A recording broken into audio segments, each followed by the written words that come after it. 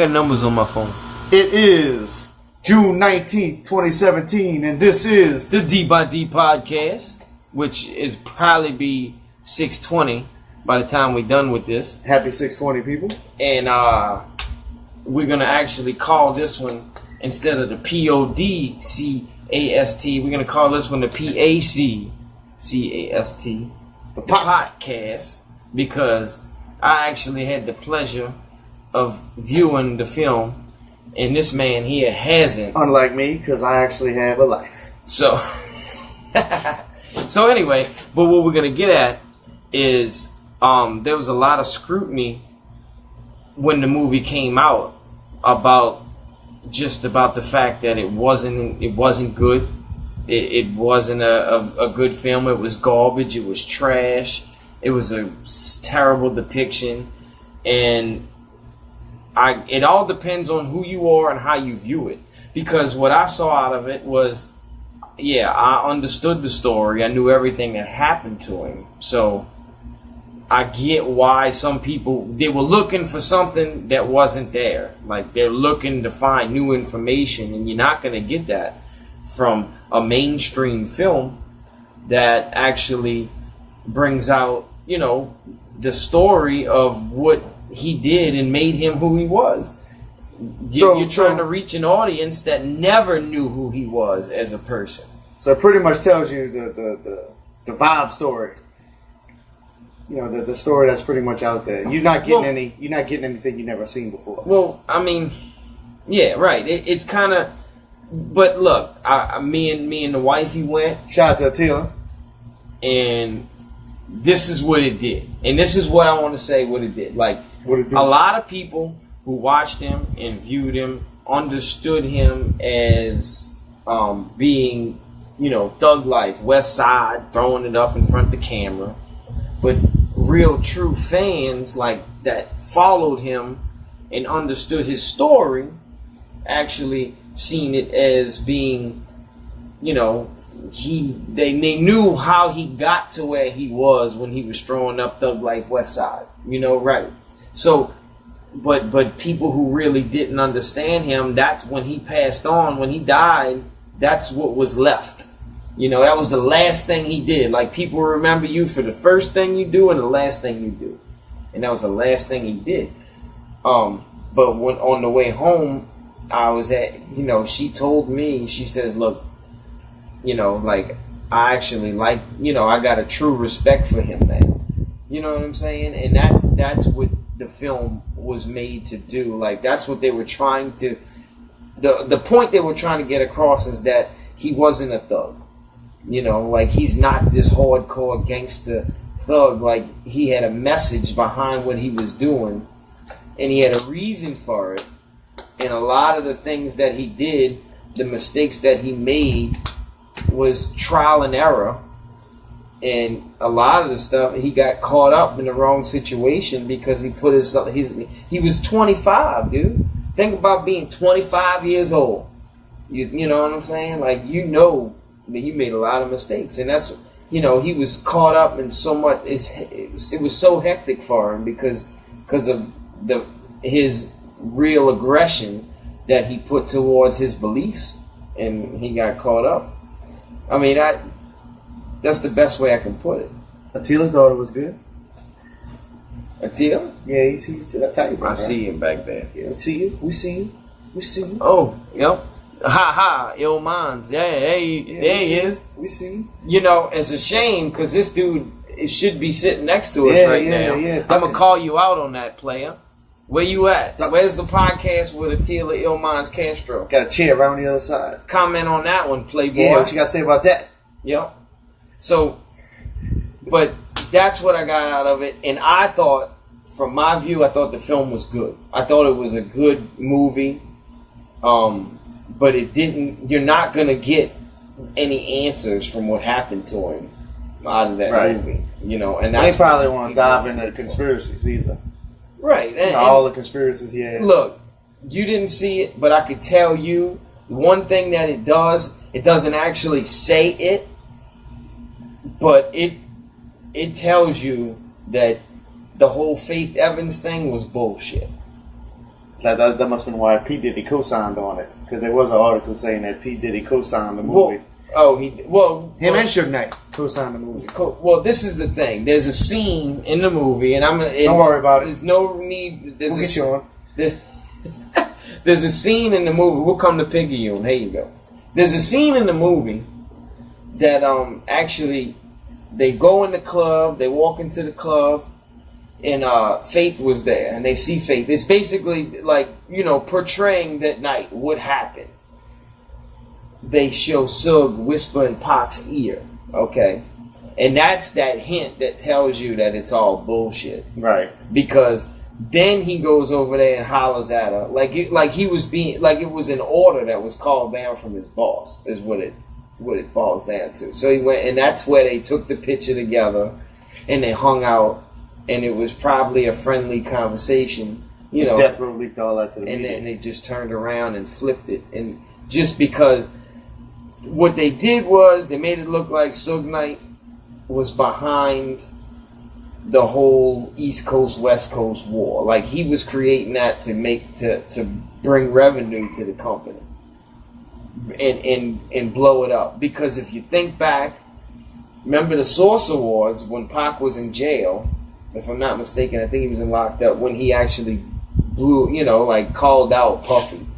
Right. If you don't want to be dancing, you want your boss, CEO dancing in your videos, stunting, doing this and that, then come to Death Row. That what was going, and that's what they kind of hint at. And the fact of the matter is every time he does something that he don't want to do, it kind of makes you think that, okay, this dude got you out of jail. Got you out of the worst situation in your entire life. You know what I'm saying? And every time that you do something, he tells you to do something you don't want to do, you think about being locked up in that cell. Right. So you do it. So compare the Straight Outta Compton, man. What you think? In my opinion... I know the budget's a lot less for Pac. In my opinion, if you ask me, I'm going to say Straight Outta Compton was a better movie. Because there was more of the things that these people who are talking shit about the movie and decrediting the movie are upset about. That because of the fact that it wasn't, like I said, it didn't tell you anything that you didn't already know. Straight Outta Compton told you stuff that you didn't know because they kept their life so private. Pac exposed his life, Dr. Dre, you don't really hear too much about his private life. You know what I'm saying? Outside of what he showed you.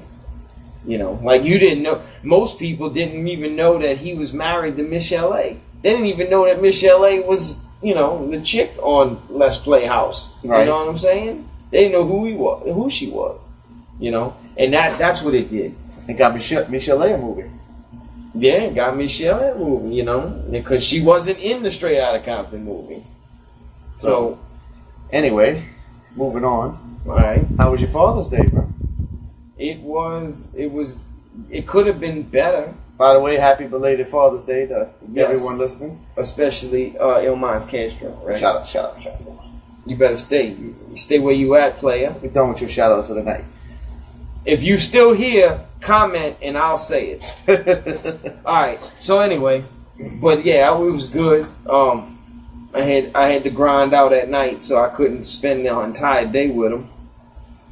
So, but I was able to actually go, and we had a tournament in Slidell.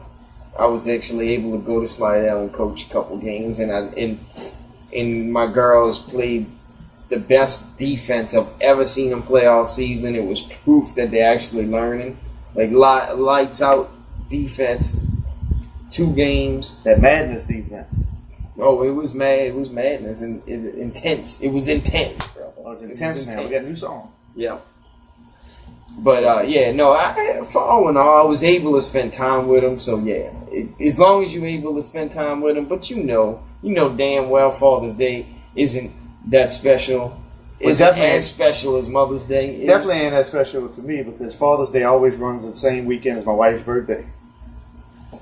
Yeah, so you got it's pretty much another day. She got that too. She got that day. Yep. So we went out Saturday night, man, and I drank a little more than I can handle. You know, to say the least. It's them shots, bro. Like I sit here, I can drink these beers all day, man, and they get you these sweet ass. Yeah, these sweet ass shots, and it kills you, bro. So what happened? So I got, I get up the next morning, I'm feeling it. I'm feeling it, right? I'm feeling it right here. I got the BGs, bro. All morning.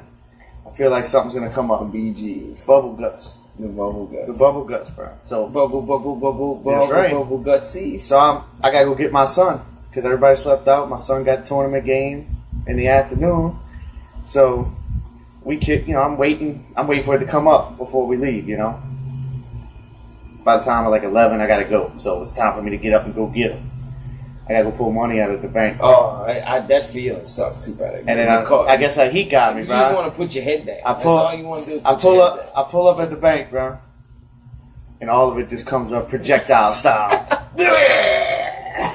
Outside my car, all in the door frame, all over my shorts, all on my shirt. I felt like a 2-year-old, bro. Mm-hmm. So I had to drive all the way home, clean myself up, bro. I was so embarrassed, but that's how I know my wife loves me, bro. She cleaned all that shit in my door frame, bro.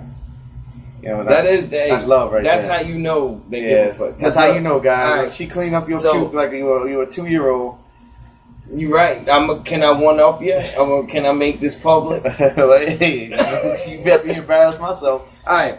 So that's how you show a woman. And if they willing to clean up your things you excrete outside your body, other than semen, then they for real. So one morning I had gotten up out of bed and I had to get on and get to work, get the grind, whatever.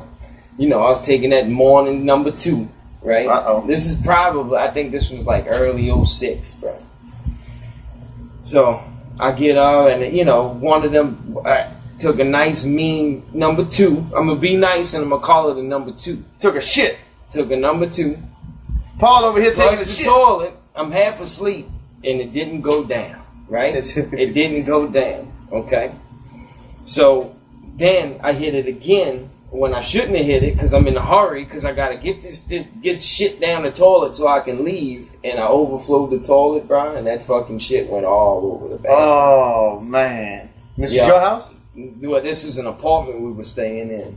Ain't too bad, man. Yeah, well, best of us overflew. I'm cursing, motherfucker. I'm standing in my own shit. I mean, dude, it was so flooded it covered the whole bathroom, bro. And she got up and like swamp water. Right? She got up and mopped that shit. Oh man, I'd love to. Yeah, that's what I'm saying. Let me ask you this, right? You bring that up. What do you do when you at a friend's house and you blow up their shit? You stop their toilet, right?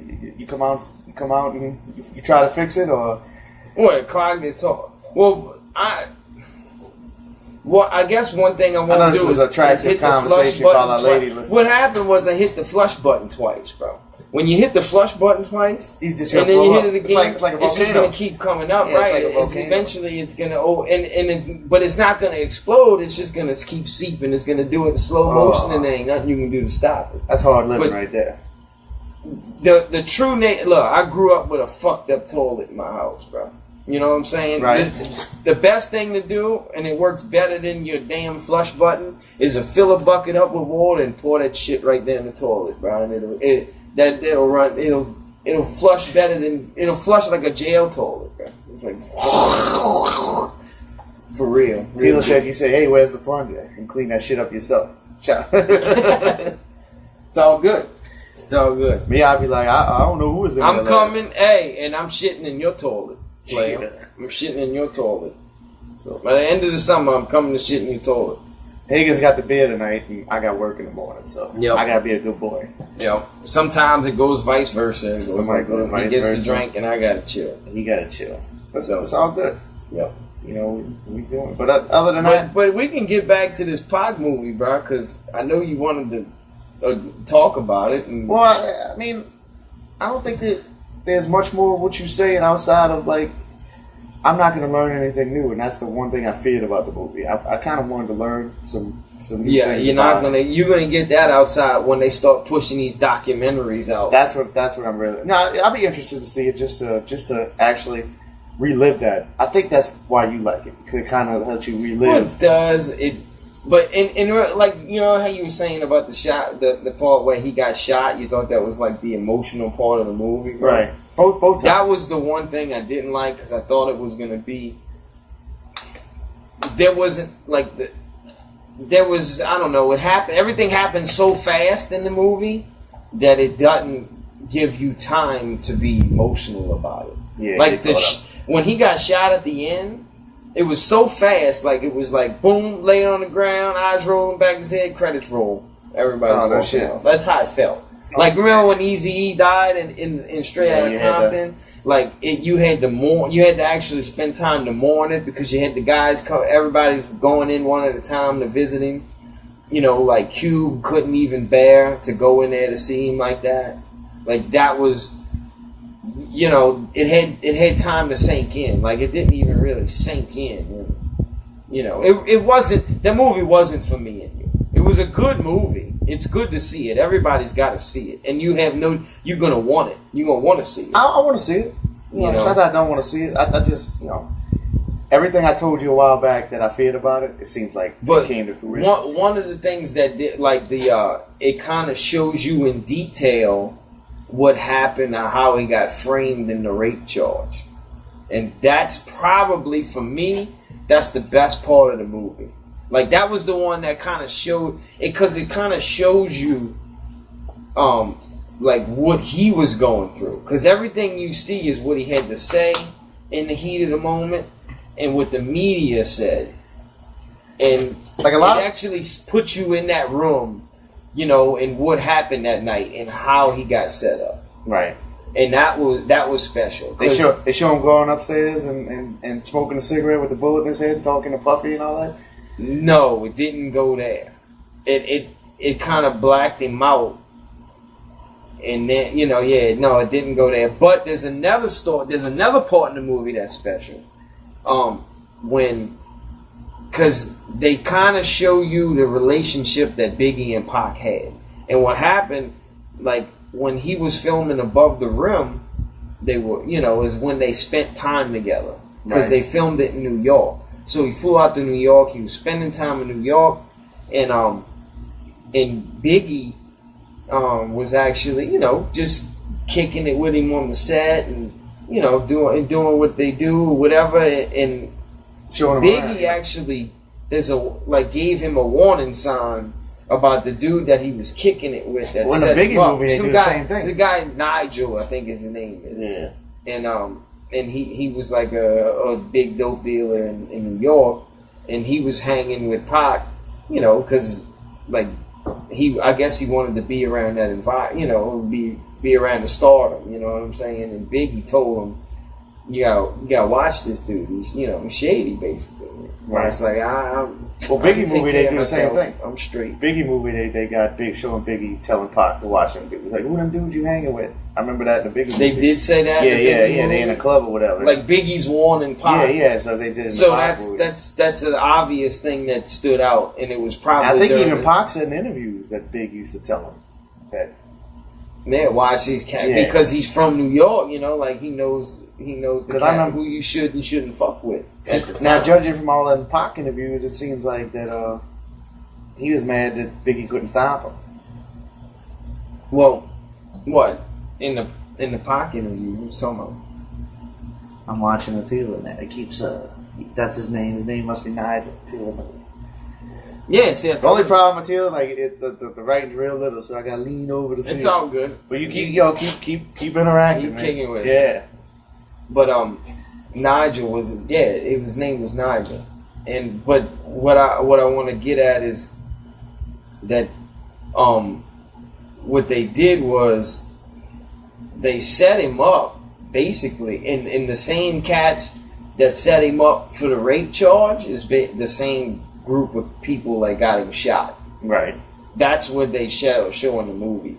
Like that's the conspiracy. It was Nigel's people that got him shot, but they showed that Nigel told them dudes to stand down and mind their own business, and they took it upon themselves to do that. That was them do like King Tut, huh? And they do like King Tut. Yeah, it's big enough.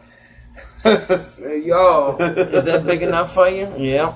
Yep. That's big. Hey, while you on here, Hey, you gonna when you gonna come? We're gonna go kicking in Biloxi, bro, and spend time on the beach since you're a Mississippian. I'll be out there next week, man. Give me an answer. You need. I want it now. You got about 5 seconds. Time's up. Oh, too bad. Wait.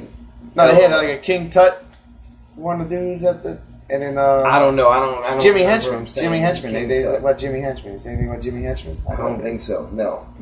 You got to think they had to fit all of this. They had to 2 fit. hours. Yeah. Well, that's what he talks about Against All Odds. And then about 30 minutes of it had to be his childhood too.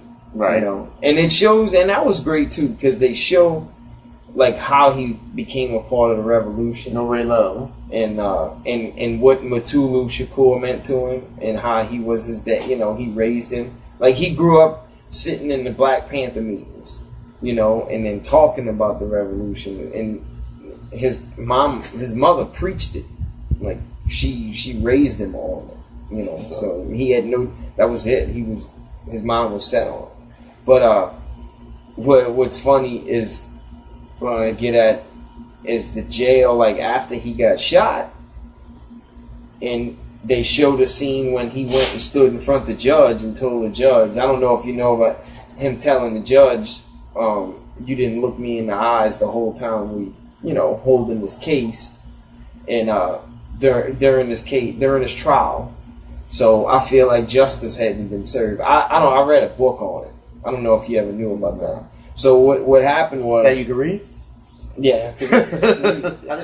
But what he did was when he went to jail. All right, when he got shot, he was in jail, and the book said that he had trial the next day. I don't know because the way he was laid up in jail, and that's what I was getting at. Biggie tried. They show a scene where Biggie tried to visit him when he was shot after he got shot, and Pac had some bodyguards that was around the room, and they pushed him away and told him he can't see him. And Biggie was just wanted to come see him, wanted to come visit him. Right. And he didn't know that Biggie basically was coming to visit. So what they were saying is if those bodyguards would have let Biggie see Pac, then Pac might have waived the fact that Biggie had something to do with any of it. But what it did was, like, he felt like they were keeping him away from each other. So those things might have ran through Big's head the same way they ran through Pac's head. And that's when he started throwing the subliminal shit out there. Like the Who Shot Ya. Right. There's a scene in jail when Pac's in jail in the yard. And some cats start playing Who Shot Ya on the radio. And he's just listening to the lyrics, and they show him like flashbacking and all this shit flying through his head as he's listening. Now, get it? He's in prison, and he hears Who Shot Ya. You know, like these motherfuckers set me up. They set me up, you know. And that's where it started. That's where he kind of got Biggie did it, you know, had something to do with it. And don't give away the whole movie. I'm just saying. I got to. Hey, look. You're still going to see it. It don't matter. Attila's seen it. He saw it, right? He saw it. See? He saw it just like me. I was there. I don't know about the other 5 or 6 people that watched. I bought my tickets a week before. I went and saw it in the best venue that you can possibly see it in the city. Yes.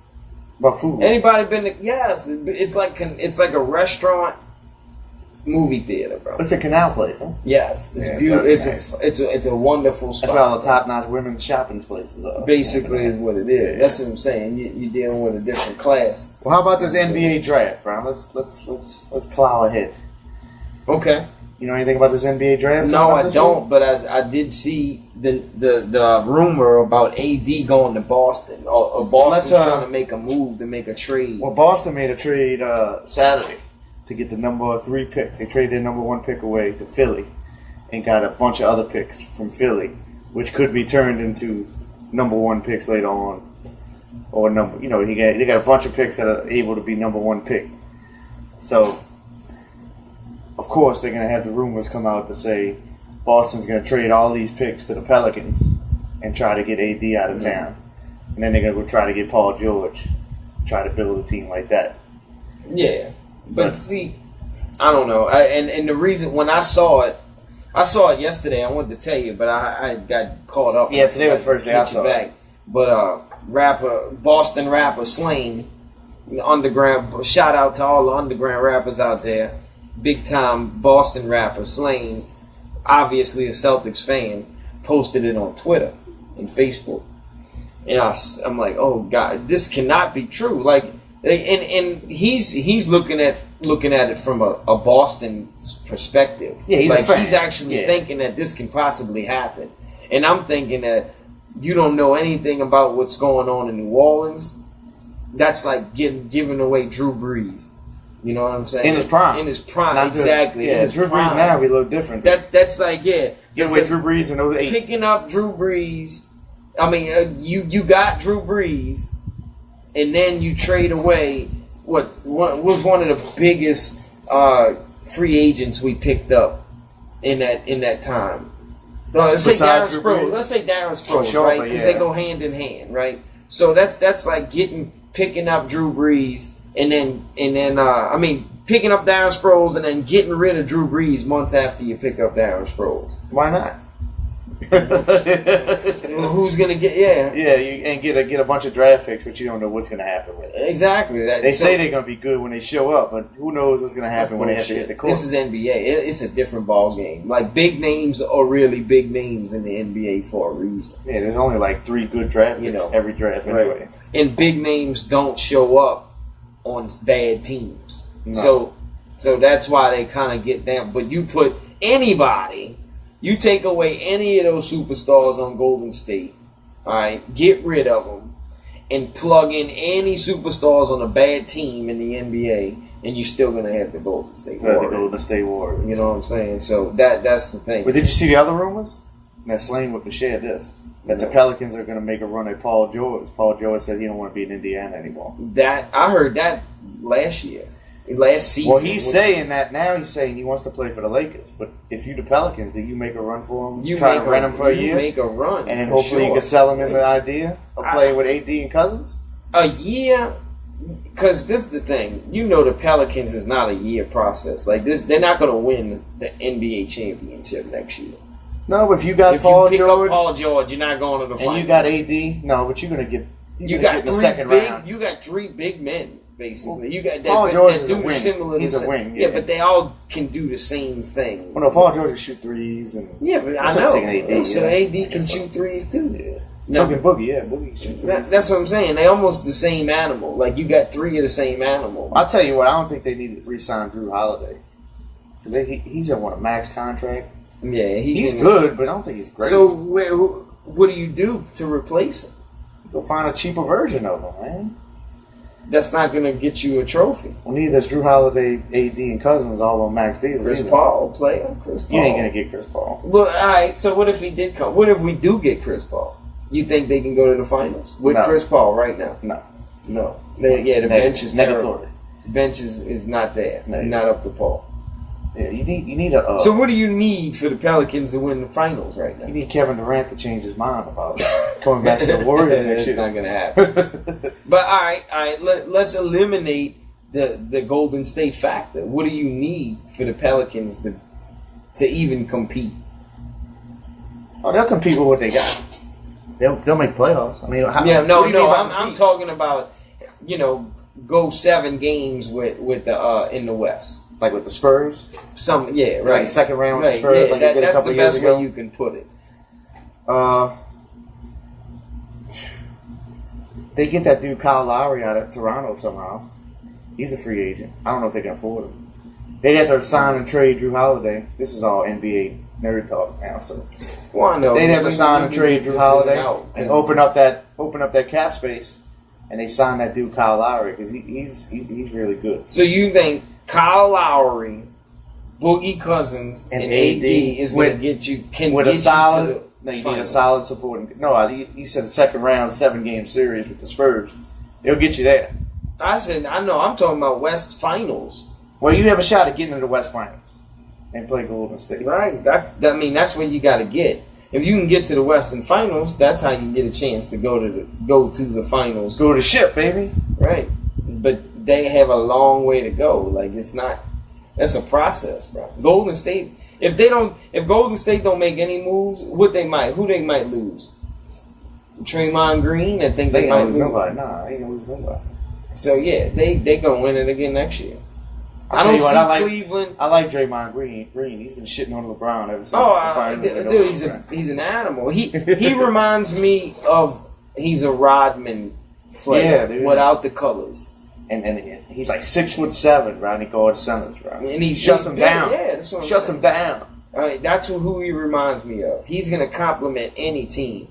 I mean, you're not gonna get any points from him, but they're not gonna score a lot on him either. Right. You know, and that's I don't know. I think the Pels kind of need something like that too. Like they don't have. Yeah, he's a leader, bro. You need a vocal leader. Well, Boogie's you can say that, but he's kind of crybaby. He's not really. He's not really. I didn't see any leadership out of him when he came here. He was very quiet, very reserved when he come here, and maybe it's because he don't know. You know, he's still trying to get comfortable. Being humble, like Kendrick Lamar said. You know, sit down, just be humble. Sit down, keep getting technical, bro. I see that fleur de lis on your hat, bro. So we should think about our left tackle out 4 to 6 months. I think that's a problem, bro. That's a serious problem. Yeah, that's your. Because that's what that draft pick has to step up out the gate. That's the guy that's going to keep Drew Brees on his feet and is going to help AP's knee from getting blown out. What about the draft pick? Did we take a tackle at 32? Brandon Cooks pick? Yeah, they did. And then we still got that other dude that we picked. The thing about tackles, though, bro, they don't pick up the game like the first year. It takes some time to actually develop, you know, to understand. Like, their game is more mental than it's just as mental as a quarterback, you know. That's it for them. Shout out to my Cubbies, though. They won tonight. Fuck about the Pels, man. I'm just letting you know, man. We don't get W. Fly to W. Like we used to, bro. It's all right, right? Carry it on. It's okay. And y'all can pass search me. I'm not a bandwagon fan. I've been a Cubs fan since the beginning. Speaking of, but I did hear AP is probably going to, like, if he keeps this up on the pace, Mark Ingram's going to be riding pine a lot. Mark Ingram ain't riding no pine. Mark Ingram's a good running back. Now, he is a good running back. He'll get third down carry. He'll be catching passes. He'll be slimming down. And then they got a rookie running back supposed to be really good. Yeah, they do. They talk a lot about him, and for them to draft a running back, that Reggie Bush, Darren Sproles. Yeah, for them to draft a guy like that, because they don't ever draft running backs. They usually get them guys coming in. Was it unsigned free agents? Yeah. Well, undrafted free agents. If you look back, like that, they say that position is one of the easier ones to pick up early on. You know, like running back in the NFL is one of the easier ones to pick up. That's why you got a lot of guys. Like if you're smart, if you understand the game and the holes and how to be patient, you can pick up the game. And we had a lot of success with undrafted free agents. Right. Pierre, you know, great. He doesn't. What was so special about him is he just wasn't explosive, but he just found ways. He found a yard here and there, like he found the holes. That's what was great about him. But I think that this year is going to be critical because they spent a lot of money on like if AP goes down like he did last year, it's going to kill a lot of camaraderie now in the locker room. It's going to be here we go again. You know what I'm saying? You got him going 0-4. I do. You killed him before the season started. Well, no, I said 1-3. Can I reiterate? Can I change my tune? I don't know. Somebody sent you a message. It's okay. It's okay, man. Okay. We'll look at that one later. Check it out. But what I wanted to tell you, you got your supplies. Last night, I know you're not this big. I know you don't give a shit about politics. But I don't know if anybody's ever known about Megyn Kelly, the journalist from Fox. Yeah, little hot thing. Who's the other girl who used to come on Facebook? I see her on Facebook all the time. I don't think she had a TV show. Charlamagne's always dissing her on the Breakfast Club. That little blonde head chick. You know what I'm talking about? She always has like Republican stuff on Facebook. She smoked. Can't think of the girl's name. But man, look that shit up. We'll figure. Oh, you talking about the one that's always on the internet? Yeah. She lost a job with Blaze. Your boy. She got off the internet. They fired off the internet. She's got her own shit now. She does it like we kicking it right now. Well, I'll man. Get you on the podcast. You can come spill all of Donald Trump. I can't remember. Torin, Lomi Torin or some shit like that. Lomi Torin. Well, I'll let the D by D podcast. But what I wanted to tell you was, she moved to Fox. She started on NBC, and she's got this new program. It's kind of like 2020 style. You know, I wouldn't say 2020. Like with that 60 Minutes where they interview. You know, where they do huge, like breakthrough interviews. We more like Wayne's World. Well, I know if you ever heard of, Alex Jones, the internet journalist, the internet talk show host. I followed when I found out that she actually was going to interview him on this television show. I started following it, like just to see what was going to come out of it, because I know. He's going to find ways to bank on this interview. Well, this cat, when Megyn Kelly reached out to him, this is what I know. He's wild, and I know he says some wild shit sometimes, bro. And some of the stuff he says is basically clickbait because he's coming from nothing. Like he's doing this all himself. Like he started from the bottom. You know what I'm saying? Like, he's independent. So he does some of that shit just to kind of gain his publicity. But when she finally reached out to him, he knew it was coming, bro. He fucking recorded their phone conversation. So this is how he played her. But not everybody in the mainstream is going to see it because he's viewing it on his website. Right, on his platform. So she... suckered this dude in, because I watched the interview last night, and this is why I know.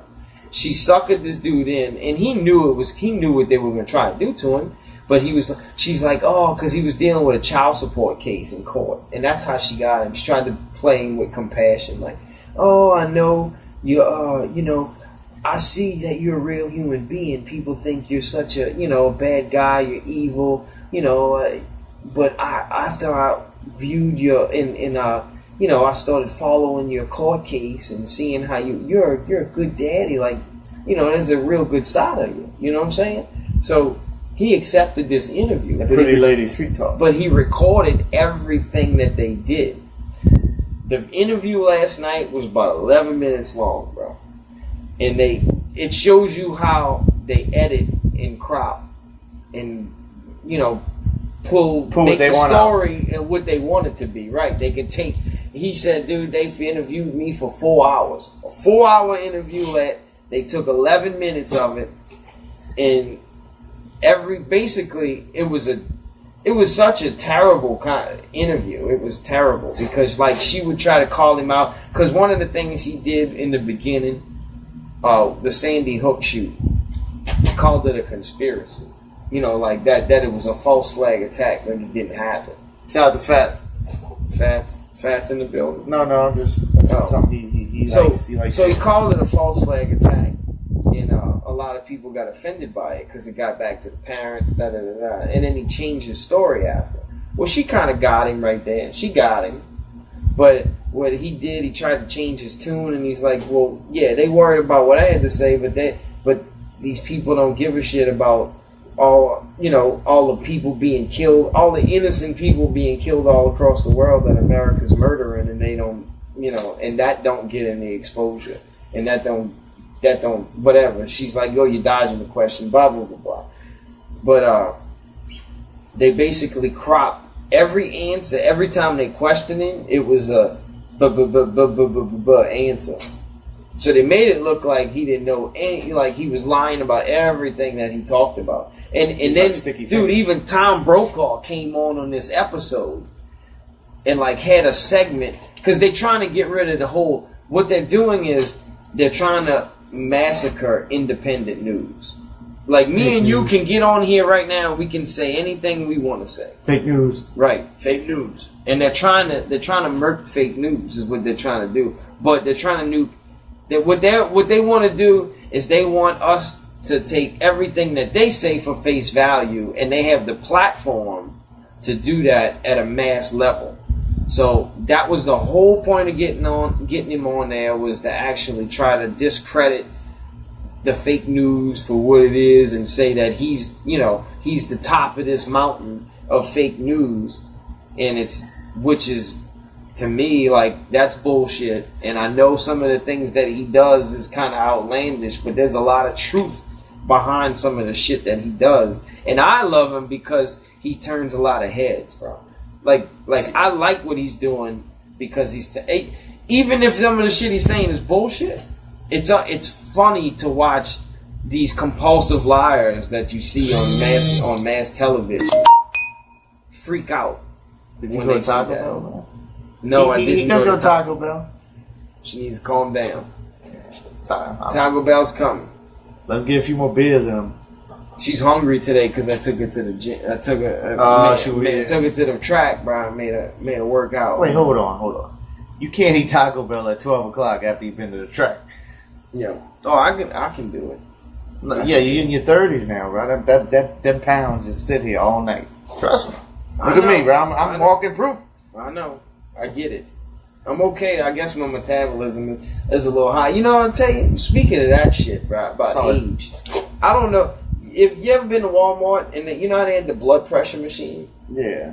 I've never done it before. When Dixie's got it too. Well, they got now at Walmart, they got an age blood pressure. Like, it does all kind of shit. It's like, it does all kind of shit. They got a thing to measure your feet. They got all kinds of stuff. Well, no, it does all this in this one machine. Like, instead of blood pressure, it can measure your age, like your health age, not your age. Right.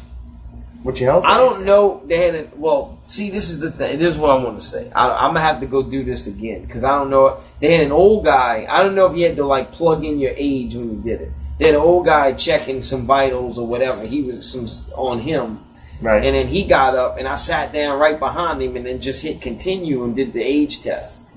Well, this thing said that I was 62 years old. Shit.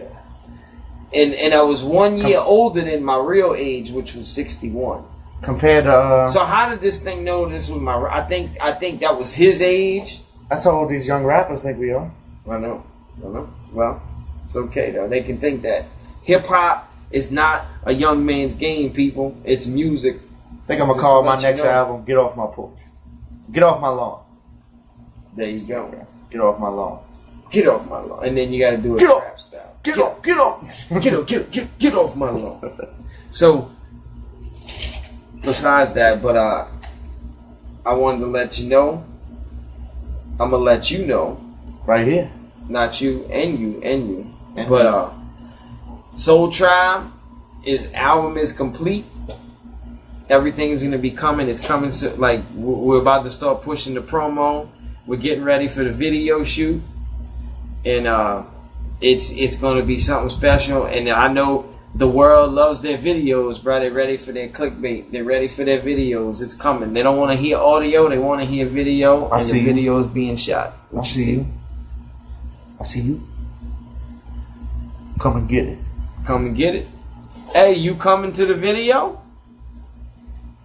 Uncle Pat wants you. If you want to come in the video, and I'm not just talking to the person that's typing, I'm talking to everybody. If anybody wants any interest in this video, come and get it, because we coming. He left us. It's okay. We started talking NBA, and he said he wanted to have it. Yep. But anyway, video's coming. Y'all just be ready. It's coming. And after, I can't wait. after you guys get back from evacuating from this tropical storm. This is rough. No, it's not rough. It's some bullshit. I'm Nash Roberts. This is Margaret Orr. And we here. You can call me Margaret Hall. I'm good with that. Oh, you ever see her when she comes out for the Hurricanes? She wears the V-neck dresses. She come on. Stunt. Yeah, she knows people are watching her. Like she don't get much. Yeah, she don't get much television. No, I think she's not retired. I think she's still around. Bob Breck's retired. She wears the V-neck dresses so the titties will pop out. And I haven't really watched a lot of TV in a long time. So I don't even.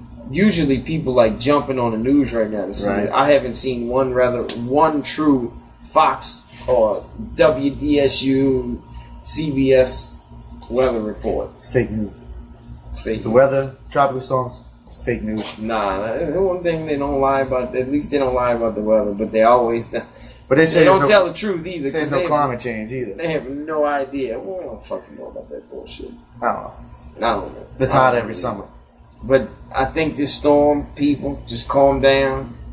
It's not going to be that bad. I think I named Cindy or Kathy or something like that. Bro, I went to Walmart today. Everybody's buying the water up. Oh, man. They buying it up like it's coming, bro. They have no fucking water to buy.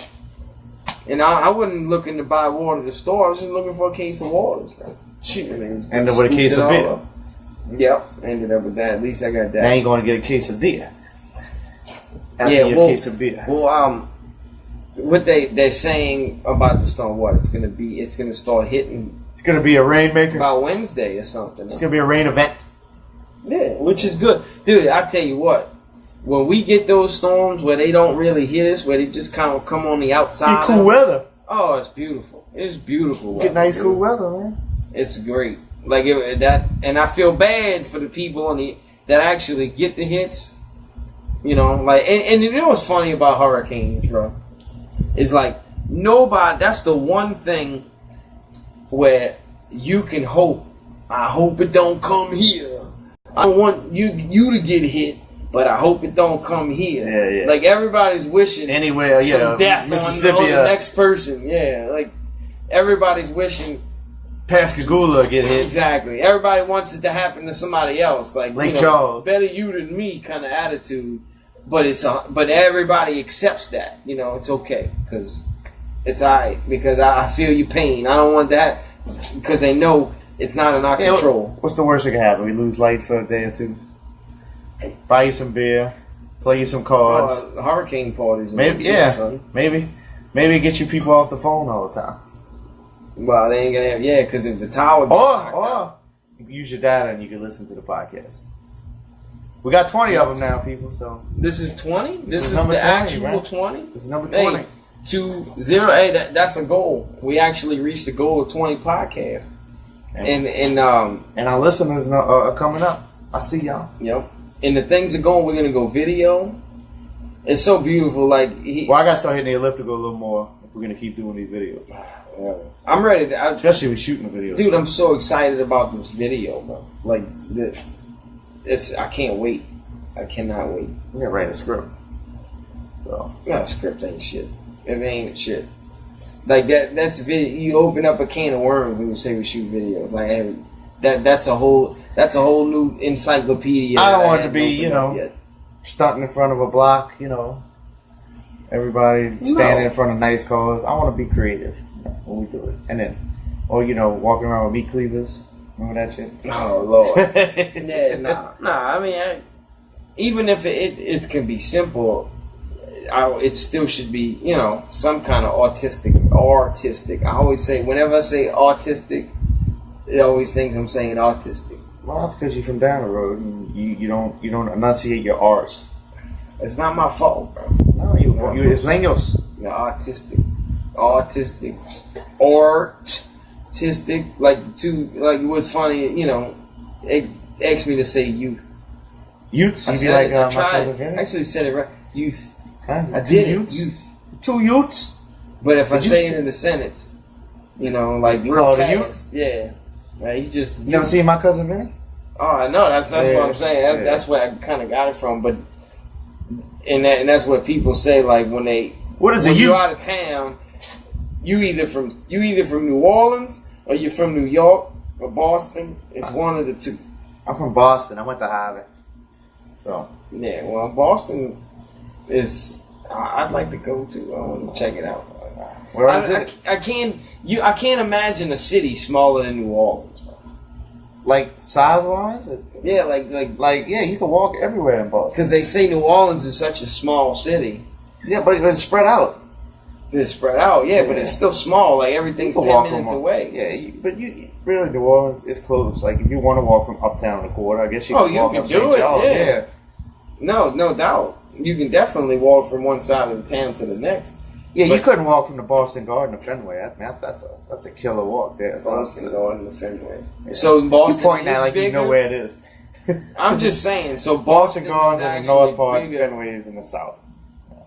From Southie, so apples. So what's the bigger radius? Is New Orleans? Or that's close. All right, here we go. We'll find out right now. Well, we gotta look it up, man. I want to find out the radius. Why you want to just take my word for it? All right, here we go. I'm gonna find. We're gonna figure this shit Boston out. might be a lot bigger. Nah, it just don't feel as big. Nah, here we go. But you can't drive around Boston like you can New Orleans, right? Is that what you were saying? It's kind of like it's like a walking city, like the most famous walking city in the country. Because you can get. Yeah. All right, here we go. Dude, they got bikes you can rent like everywhere. You rent them from one spot and you drop them off where you're going.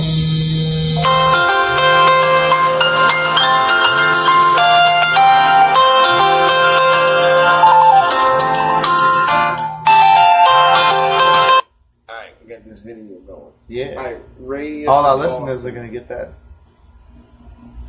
There's actually a Radius restaurant. There's a restaurant called Radius Restaurant. Yeah. Apparently in Boston, so it didn't work.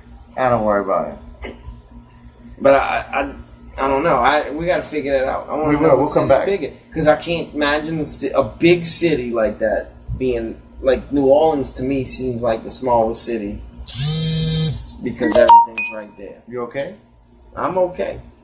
I'm good. So, well, I'm gonna let you go get your Taco Bell. You ready for bed, bro? It's dodo time. Dude, silly. The only thing you gotta tell me. And we got Claude Mayer coming in next week. Teach you fools how to buy a house or refinance. Shout out to the homie Claude. That's why I got my Callan Park shirt on, because Rebel sucks. He knows that. Yeah. And Kenilworth sucks. Shout out to Buck.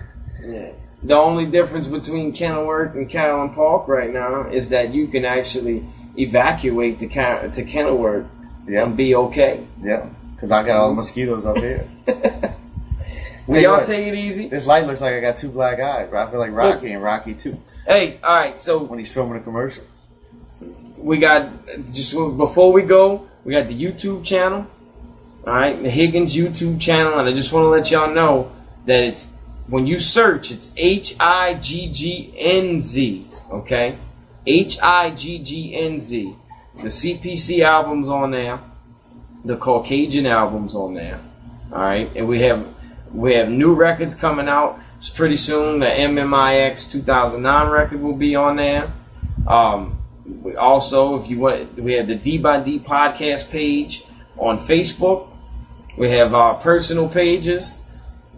Patrick Riley, Paul Higgnz. You can hit us up at any time. We have the Twitter page, Higgnz at P Higgnz, which is PHIGGNZ.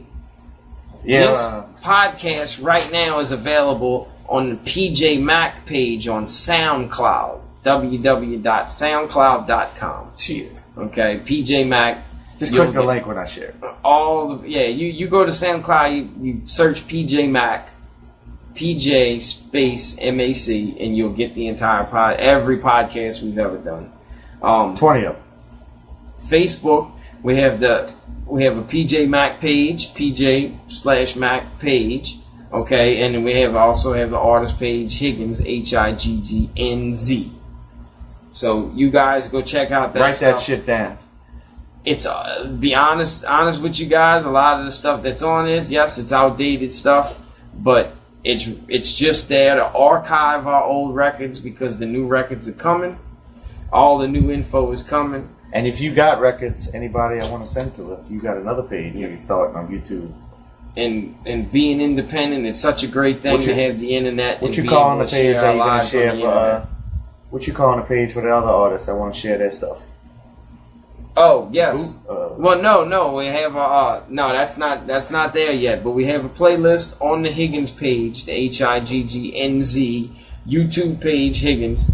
It's called the Gumbo Blend. And it's basically hot mass videos that actually influence us as artists to become who we are. And the genres are all, it's gumbo because it goes from everything from rap to country. Okay? And everything in between. Because that's who we are. And that's what makes us special and unique.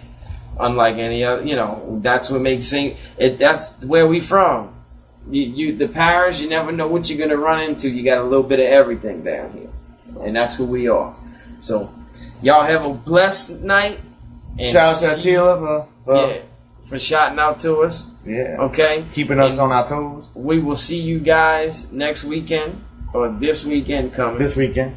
And we plan to have Mr. Claude Mayer from Cross Country Mortgage to explain to you how to buy a house and how to make sure you take care of your equity.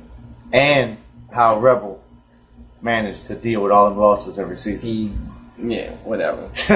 Rebel whooped that ass. Don't let him lie to you. All right, y'all have a good week. All right. Peace out.